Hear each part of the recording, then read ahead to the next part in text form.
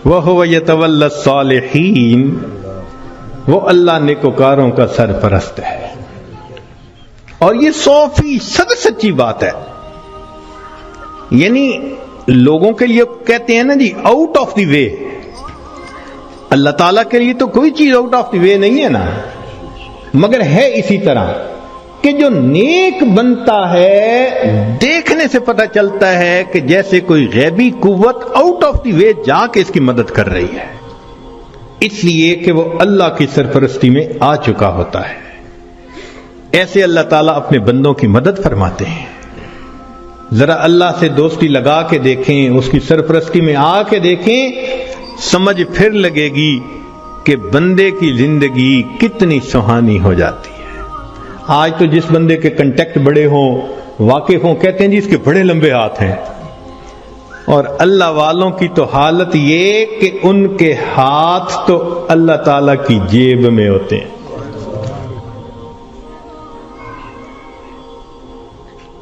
اللہ اپنے بندوں کی کیسے مدد کرتا ہے، ذرا ایک دو واقعات سن لیجئے. رابعہ بصریہ اللہ کی نیک بندی اپنے صومعے میں عبادت کرتے کرتے تھک گئیں تو سو گئیں. ایک چورا نکلا، اس نے دروازہ کھولا، اندر گھسا، کوئی اور چیز تو نہیں اسے نظر آئی مگر ایک چادر پڑی ہوئی تھی. اس نے کہا چلو چادر ہی لے چلتا ہوں. جب چادر اس نے اٹھائی اور واپس جانے لگا، ایسا سر چکرایا کہ اس کو آنکھوں کے آگے اندھیرا ہو گیا، دروازہ نظر ہی نہیں آیا. تو وہ بہت کنفیوز ہوا اور اس نے چادر نیچے پھینک دی. جیسے ہی نیچے پھینکی دروازہ نظر آیا تو اب اس پہ نا خوف طاری ہو گیا اور وہ باہر نکلنے لگا. جیسے باہر نکلنے لگا ایک آواز آئی، اگر ایک دوست سویا ہوا ہے تو دوسرا دوست جاگتا ہے. اگر ایک دوست سویا ہوا ہے تو دوسرا دوست جاگتا ہے. تم کیسے یہاں سے کوئی چیز چرا کے جا سکتے ہو؟ وَهُوَ يَتَوَلَّى الصَّالِحِينَ، وہ اللہ تعالیٰ نیکوکاروں کا سرپرست ہے، ان کا ذمہ دار ہے. چنانچہ ایک بڑھیا کا واقعہ لکھا ہے کہ اس کا گھر بادشاہی محل کے ذرا قریب تھا، اکیلی تھی. ایک دن اس کو رشتہ داروں کے ہاں تقریب میں جانا پڑ گیا تو وہ چلی گئی اور وہاں اس کو 1-2 مہینے لگ گئے. جب 2-4 مہینے کے بعد واپس آئی تو وہ بڑھیا اپنا گھر دیکھتی ہے تو گھر نظر نہیں آتا. اس نے کسی سے پوچھا کہ یہاں تو میرا گھر تھا. انہوں نے کہا بھئی تو یہاں تھی نہیں، اور یہ بادشاہ کے محل کو تھوڑا سا ایکسٹینڈ کرنا تھا، تو جب 2-4 دن دیکھا کہ کوئی یہاں ہے ہی نہیں تو تمہارا تالا پولیس نے کھول لیا، اندر بھی کچھ اتنا تھا نہیں تو تمہاری کوٹھڑی کو گرا کے بادشاہ کے محل کی ایکسٹینشن کر دی گئی. تو جب اس بڑھیا نے یہ سنا نا کہ تم تو یہاں تھی نہیں اس لیے تمہارے گھر کو گرا دیا گیا، تو بڑھیا نے آسمان کی طرف دیکھ کے کہا اللہ میں تو یہاں نہیں تھی، تو تو یہی تھا. میں یہاں نہیں تھی، تو تو یہی تھا. یہ لفظ اس کے کہنے تھے کہ جو ایکسٹینشن کی ہوئی عمارت تھی اس کی چھت زمین کے اوپر آ گئی. نیک لوگ دنیا میں لاوارث نہیں ہوا کرتے، اللہ ان کا وارث ہوتا ہے.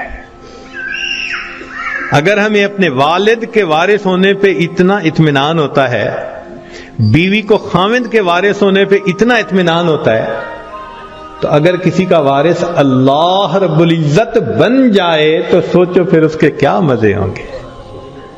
اس کی مثال یوں سمجھیے کہ ہم نوجوان کالج یونیورسٹیوں میں پڑھتے ہیں نا، تو اگر تو ان کا GPA بہت اچھا ہو تو فل اسکالرشپ مل جاتا ہے، اور فل اسکالرشپ والے بچے کو پڑھنے میں کوئی دقت ہی نہیں ہوتی. وہ جی مجھے فل میڈیکل ڈگری کرنے کے لیے اسکالرشپ مل گیا، مجھے کوئی فکر نہیں.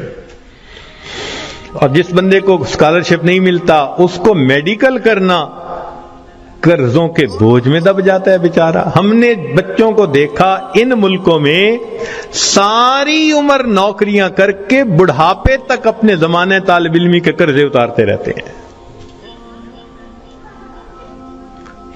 تو جس کو فل اسکالرشپ مل جاتا ہے پھر اس کا تو معاملہ ہی کچھ اور ہوتا ہے. یوں سوچئے کہ ایک 100 منزلہ عمارت ہے اور اس میں لفٹ لگی ہوئی, ایلیویٹر لگا ہوا ہے, اور ہمارا کام ہے بس پش دبا کے دروازہ کھولیں اور سوار ہو جائیں. تو پھر 100ویں منزل پہ پہنچنا تو کوئی مشکل نہیں نا. اور ایک 100ویں منزل سے رسہ نیچے لٹکا ہوا ہے. اب ایک بندہ رسے سے چڑھنا چاہتا ہے, کتنا پریشان ہوگا, کتنا وہ مصیبت میں پڑے گا, کتنا بڑا رسک لے گا, اور اگر رسہ ہاتھ سے چھوٹ گیا تو مر بھی سکتا ہے. جیسے ایلیویٹر سے اوپر جانا اور رسے سے اوپر جانا کتنا دونوں میں فرق ہے, اس سے زیادہ فرق ہے اللہ کی سرپرستی میں آ کے زندگی گزارنا ایلیویٹر سے منزل پہ پہنچنے والی بات ہے, اور گناہوں کے ساتھ رسے سے لٹک کے زندگی گزارنا 100 منزلوں پہ جاننے والی مشکل بات. ہم گناہ کر کر کے اپنے آپ کو اللہ کی سرپرستی سے نکال دیتے ہیں, اور جب سرپرستی سے نکل جاتے ہیں اللہ حال پہ چھوڑ دیتے ہیں, جاؤ تم جانو تمہارا کام جانے, ہماری تو مانتے نہیں. پھر شیطان ہمیں بہکاتا ہے, لوگ بھی دھوکے دیتے ہیں, امیدیں توڑتے ہیں, بندہ دنیا میں دھکے ہی کھاتا پھرتا ہے, کشتیاں کرتا ہے اپنے حالات سے, لنگوٹ باندھ باندھ کے اترتا ہے, میں اس مصیبت کو پریشانی سے جان چھڑاؤں, اس سے چھڑاؤں. ایک سے جان نہیں چھوٹتی, دوسری اوپر سے, دوسری سے جان نہیں چھوٹتی, تیسری اوپر سے. وہ پنجابی زبان میں شعر کسی نے لکھا ہے, اس کا ترجمہ بھی کر دوں گا.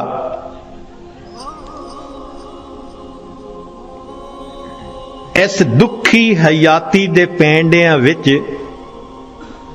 کدی راہ پہ گئے کدی بھول دے رہے, ایک دامن امید دا چھڑیا نہ, لکھ جھکڑ انیریاں دے چل دے رہے, پت جھڑ دے جھڑے ہوئے پتیاں وانگ, اسی تیرے جہان وچ رل دے رہے, پر دامن امید دا چھڑیا نہ, اسی نال تقدیر دے گھل دے رہے. جیسے پت جھڑ کے موسم میں خشک پتا ہوتا ہے, کبھی ہوا نے یہاں پھینکا کبھی وہاں پھینکا, اللہ کا سہارا چھوڑ کے بندے کا یہی حال ہوتا ہے. تو ایک ہے نیکوکاری کو اختیار کرنا اور اللہ کی سرپرستی میں آ جانا, اللہ ہر کام کو سنوارتے ہیں. حدیث پاک میں اے میرے بندے, تو صبح کے وقت اگر میری عبادت کر لیا کر, میں سارا دن تیرے کاموں میں تیری کفایت کروں گا. اللہ اکبر, اللہ تعالیٰ ذمہ داری لے رہے ہیں. ہم سے فجر کی نماز نہیں پڑھی جاتی, اشراق ہی نہیں پڑھے جاتے. ہم سے زیادہ کون پاگل ہوگا کہ جس کے ساتھ اتنا بڑا اللہ نے وعدہ کر لیا اور ہم اس وعدے سے فائدہ نہیں اٹھا پا رہے. ایک بچہ بھی ہم سے زیادہ عقل مند کہلائے گا. کیوں ہم پریشانیوں کی زندگیوں میں پڑ گئے ہیں؟ اس لیے کہ نفس کی خواہشات پوری کرتے ہیں. تو نفس کی خواہشات پوری کر کے, گناہ کر کے اللہ کی سرپرستی میں نکل جانا, یہ کہاں کی عقل مندی ہے؟ اور گناہوں کو کر کے کہاں کا سکون ملتا ہے؟ حضرت مفتی محمد شفیع رحمۃ اللہ علیہ فرمایا کرتے تھے کہ تم جتنا چاہو گناہ کرو, تم جتنا چاہو گناہ کرو, اگر اللہ نے تمہاری اسی زندگی کو دوزخ کی مانند نہ بنا دیا تم میرا نام بدل دینا. اور واقعی ایسا ہوتا ہے. جو گناہوں کا استغفار اسی کو دیکھا, اجی مر جاتے تو اچھا تھا. اس کا مطلب اتنا تو پریشان ہے نا. دنیا کی زندگی ایسے ہوتی ہے جیسے جہنم میں ہوتا ہے وہ بندہ. تو گناہوں کے راستے پہ اطمینان نہیں ہے. اطمینان, سکون, کامیابیاں, سکھ اگر دیکھا تو وہ نیکی کے راستے پہ دیکھا ہے. وَهُوَ يَتَوَلَّى الصَّالِحِينَ، وہ اللہ تعالیٰ نیکوکاروں کا سرپرست ہے۔ اللہ تعالیٰ تو چاہتے ہیں میرے بندے تمہیں میں اتنا دوں کہ تم بس کرو، مگر میری نعمتوں کا شکر ادا کرو۔ ہم نعمتیں لینے کو تو تیار ہیں، شکر کرنے کی فرصت نہیں، نماز پڑھنے کے لیے فرصت نہیں۔ اللہ نے فرمایا کہ تم غیر محرم سے نظر کی حفاظت کرو، میں عبادت میں لذت عطا کروں گا۔ نظر کی حفاظت نہیں ہوتی، دعائیں مانگتے ہیں اللہ نماز کی حضوری عطا فرما دے۔ بھئی نماز کی حضوری کیسے ملے گی جب اس کی شرط ہی پوری نہیں ہوئی؟ جب نگاہوں نے جھکنا ہی نہیں سیکھا تو نماز کی حضوری تو آؤٹ آف کوسچن ہے نا۔ پھر تو ہم سوچیں کہ ہم خود بخود پریشانیوں کے راستوں پہ چل رہے ہیں، کانٹوں کے راستوں پہ چل رہے ہیں اپنے نفس کی خواہشات کی وجہ سے۔ اللہ تعالیٰ اسی لیے اپنے بعض بندوں کو خوب دیتا ہے، کیوں کہ میرا شکر ادا کریں۔ شکر ادا نہیں کرتے، اللہ تعالیٰ لے لیتے ہیں۔ جو پروردگار دینا جانتا ہے وہ پروردگار لینا بھی جانتا ہے۔ پھر کہتے ہیں حضرت صاحب ایک وقت تھا مٹی کو ہاتھ لگاتے تھے سونا بن جاتی تھی، آج تو سونے کو بھی ہاتھ لگاتے ہیں تو مٹی ہو جاتا ہے۔ حالات بدل جاتے ہیں اس لیے کہ ان کے تقاضوں کو پورا نہیں کیا ہوا ہوتا۔ چنانچہ بنی اسرائیل کے 3 آدمی تھے، ان کا ایک واقعہ عجیب ہے، بڑا سبق آموز ہے۔ ان میں سے پہلے بندے کے پاس ایک آدمی آیا اور اس کو کہا بھئی تمہاری کوئی پریشانی؟ اس نے کہا پریشانی تو بہت ہے۔ کیا؟ اس نے کہا بھئی یہ پھل بہری ہے،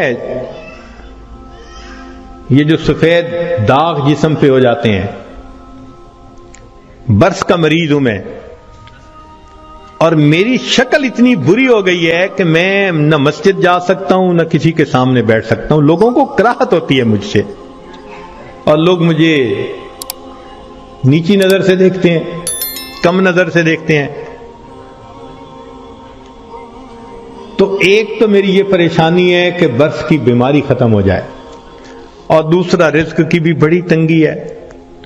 اس نے دعا دی اللہ اس کی بیماری کو دور کر دے اور اس کا رزق وسیع کر دے۔ اللہ تعالیٰ نے اس کی بیماری بھی دور کر دی اور اس کو ایک گائے عطا فرمائی، اونٹنی عطا فرمائی، اور اونٹنی کی نسل اتنی بڑھی کہ وہ تھوڑے عرصے میں ہزاروں اونٹوں کا مالک بن گیا، بڑا ملٹائی ملینر ہو گیا۔ وہ بندہ دوسرے کے پاس گیا، اس سے کہا بھئی آپ کی کوئی پریشانی؟ اس نے کہا جی سر پہ بال نہیں ہے، گنجا ہوں، اور جہاں بیٹھتا ہوں لوگ میرا مذاق اڑاتے ہیں، اور دوسرا یہ کہ کاروبار بھی میرا نہیں چلتا، تو رزق کی بھی پریشانی ہے۔ اس نے دعا دے دی اللہ اس کے بیماری کو بھی دور کر دے، اس کو رزق میں بھی برکت دے دے۔ اللہ کی شان کہ اس کے سر پہ خوبصورت بال بھی اگائے، اور اس کو ایک گائے ملی، اور گائے کی نسل اتنی بڑھی کہ وہ تھوڑے دنوں میں سینکڑوں گایوں کا مالک، امیر آدمی بن گیا۔ پھر وہ بندہ تیسرے کے پاس گیا، وہ آنکھوں سے اندھا تھا، بھئی آپ کی کوئی پریشانی؟ اس نے کہا جی کہ میری پریشانی تو یہ ہے کہ میری بینائی نہیں ہے، لوگوں کے لیے تو فقط رات کو اندھیرا ہوتا ہے اور میرے لیے تو دن کی روشنی میں بھی اندھیرا ہے، اور دوسرا یہ کہ مجھے تو در در کے دھکے کھانے پڑتے ہیں، تو دعا کر دو کہ میرا رزق وسیع ہو جائے۔ اللہ نے اس کی بینائی بھی ٹھیک کر دی، اس کو بکری عطا کر دی، اور بکری اتنی نسل بڑھی وہ ہزاروں بکریوں کا مالک۔ یہ تینوں بندے اپنے وقت میں بنی اسرائیل کے بڑے امیر بندے کہلانے لگے، کروڑوں میں کھیلنے لگے۔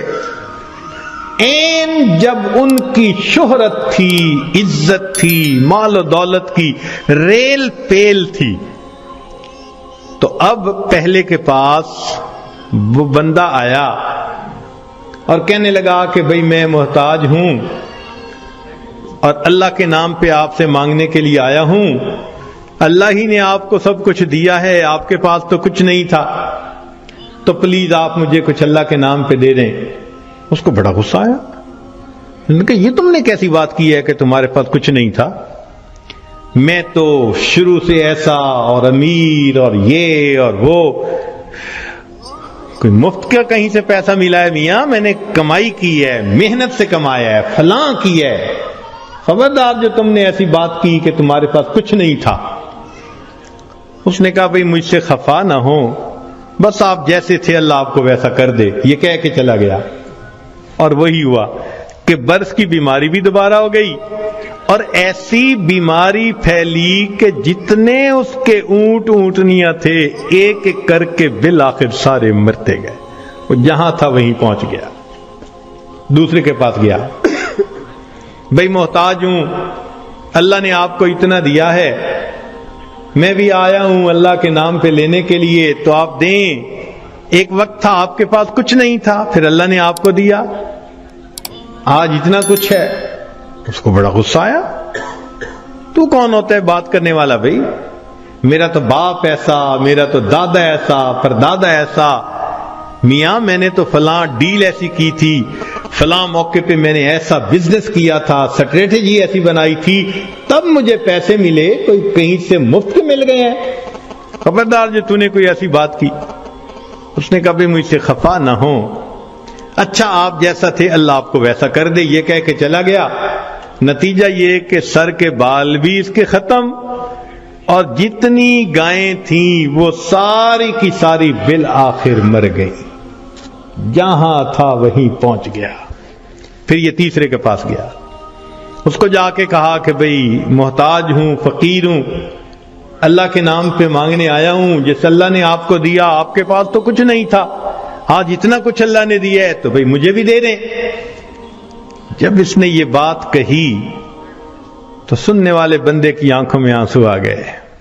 اس نے کہا تم نے بالکل سچ کہا، میں اندھا تھا، در در کے دھکے کھاتا تھا، لوگوں سے بھیک مانگتا تھا، کوئی خدا کا بندہ آیا، اس نے مجھے دعا دی تو اللہ نے میری بینائی بھی ٹھیک کر دی، اور مجھے ایک بکری رب نے دی تھی، پھر اس ایک بکری میں اللہ نے برکت ڈال دی۔ آج تو میاں دو پہاڑوں کے درمیان جتنی بکریاں پھر رہی ہیں یہ ساری میری ہیں، تم آج اللہ کے نام پہ مانگنے آئے ہو، جتنی بکریاں دل چاہتا ہے اس وادی میں سے تم لے کے چلے جاؤ۔ جب اس نے یہ بات کہی تب اس مانگنے والے نے کہا کہ میں تو فرشتہ ہوں، اللہ تعالیٰ نے 3 بندوں کے پاس امتحان کے طور پر بھیجا تھا، 2 اپنی اوقات کو بھول گئے، تو نے اپنی اوقات کو یاد رکھا، اللہ تجھے تیرا رزق نصیب فرمائے۔ یہ بندہ ساری زندگی امیر تر بندہ بن کر زندگی گزارتا رہا۔ دیتا تو اللہ ہی ہے نا ہر ایک کو، تو جب دیتا ہے تو پھر اس کا شکر گزار بندے بھی بنے، مگر ہم نہ شکریاں کرتے ہیں، گناہ کرتے ہیں، جس وجہ سے پھر مصیبت کو دعوت دیتے ہیں۔ تو راستے زندگی گزارنے کے 2 ہیں، ایک ہے نیکوکاری کا راستہ، ایک ہے بدکاری کا راستہ، منمانی کا راستہ۔ اگر آپ غور کریں تو آج کے دور میں منمانی کی زندگی گزارنے والے بہت زیادہ، اور ہر حال میں اللہ کی مان کے چلنے والے بہت تھوڑے۔ نتیجہ کیا ہے؟ مسائل حل نہیں ہو رہے، پریشانیاں بڑھتی جا رہی ہیں، ادھر ذلت ادھر ذلت، ادھر پریشانی ادھر پریشانی۔ اس کی وجہ یہ ہے کہ ہم نے اپنے آپ کو اللہ کی سرپرستی میں دیا ہی نہیں ہے۔ اگر دے دیتے تو دنیا میں اللہ ہمارے تمام غموں کے لیے کافی ہو جاتے۔ ہماری مثال تو وہ ہے کہ کوئی بلینر انسان ہو اور اس کا بندہ چپڑاسی کی نوکری کے لیے درخواست دیتا پھرے، تو ہر بندہ کہے گا یار تمہارا باپ تو بلینر ہے اور تم پی ایم کی جاب کے لیے درخواست دے رہے ہو، سویپر کی جاب کے لیے، یہ کیا؟ وہی حال ہے۔ اللہ تعالی ہمیں اپنے سرپرستی میں لینے کے لیے وعدہ فرما رہے ہیں اور ہم اللہ کے وعدے پر آنے کی بجائے خود دنیا کے جھمیلوں میں اپنے رزق کو تلاش کرنے میں لگے ہوئے ہیں. یاد رکھیے گا اللہ فرما برداروں کو بھی رزق دیتا ہے, اللہ نافرمانوں کو بھی رزق دیتا ہے. اللہ تعالیٰ فرما برداروں کو بھی رزق دیتا ہے اور اللہ تعالیٰ نافرمانوں کو بھی رزق دیتا ہے, مگر فرق ہے. ایک ہوتا ہے کہ آپ نے پرندے کو پنجرے سے نکالا اور پیالے کے اندر دانے ڈال کے اس کے سامنے رکھ دیا, اب وہ اسی پیالے میں سے کھا رہے آرام مزے سے. یا آپ نے پنجرے سے مرغی کو نکالا اور یوں دانے پھینک دیے تو وہ دانے چگ رہی ہے مگر دانے اس کو مل رہے ہیں. یہ ہے اللہ فرما برداروں کو رزق دیتا ہے, کسی کا ایک ہی جگہ, کسی کا ٹریولنگ کے ساتھ, ادھر بزنس, ادھر امپورٹ, ادھر ایکسپورٹ, مگر اللہ تعالیٰ رزق دیتا ہے ان کو. یہ رزق ملتا ہے فرما برداروں کو. اور ایک رزق ہوتا ہے کہ آپ نے اگر چوہے کو پھنسانا ہو تو اس کو بھی تو آپ کنڈی کے اندر گوشت کا ٹکڑا لگا کے رکھتے ہیں, پنیر کا ٹکڑا, یہ بھی رزق تو مل رہا ہے نا, مگر کس کے لیے کہ یہ ہمیشہ کے لیے پھنسے, قابو آئے. تو نافرمانوں کو بھی اللہ رزق دیتے ہیں مگر چوہے کی طرح کہ یہ پکڑا جائے گا, اس کی گت بنائیں گے. اب ہم سوچیں کہ ہم فرما برداروں کا رزق لیتے پھر رہے ہیں یا نافرمانوں کی طرح رزق کماتے پھر رہے ہیں. معاملہ تو ہمارے اوپر ہے. اللہ تعالیٰ فرماتے ہیں الیس اللہ بکاف عبدا, کیا اللہ اپنے بندے کے لیے کافی نہیں ہے؟ کتابوں میں لکھا ہے اے بندے ایک تیری مرضی ہے, ایک میری مرضی ہے. اگر تو چاہے کہ تیری مرضی پوری ہو میں تجھے تھکا بھی دوں گا, تیری مرضی کو بھی پورا نہیں ہونے دوں گا. اور اگر تو چاہے کہ میری مرضی پوری ہو تو میرے بندے میں تیرے کاموں کو بھی سنوار دوں گا, تجھے رزق میں بھی وسعت عطا فرما دوں گا. تو اللہ کی مان کے ہم چلیں تو اللہ ہمارے سارے مسئلوں کو حل کر دیں گے, کیونکہ ہم پھر اللہ کی سرپرستی میں آ چکے ہوں گے. اللہ تعالیٰ قرآن مجید میں فرماتے ہیں وعد اللہ الذین آمنوا منکم وعملوا الصالحات لَيَسْتَخْلِفَنَّهُمْ فِي الْأَرْضِ. اجتماعی طور پر نیکوکار بن کر زندگی گزارنے والوں کے لیے اللہ کا وعدہ ہے. فرماتے ہیں میں تمہیں زمین کے اندر خلافت عطا کروں گا.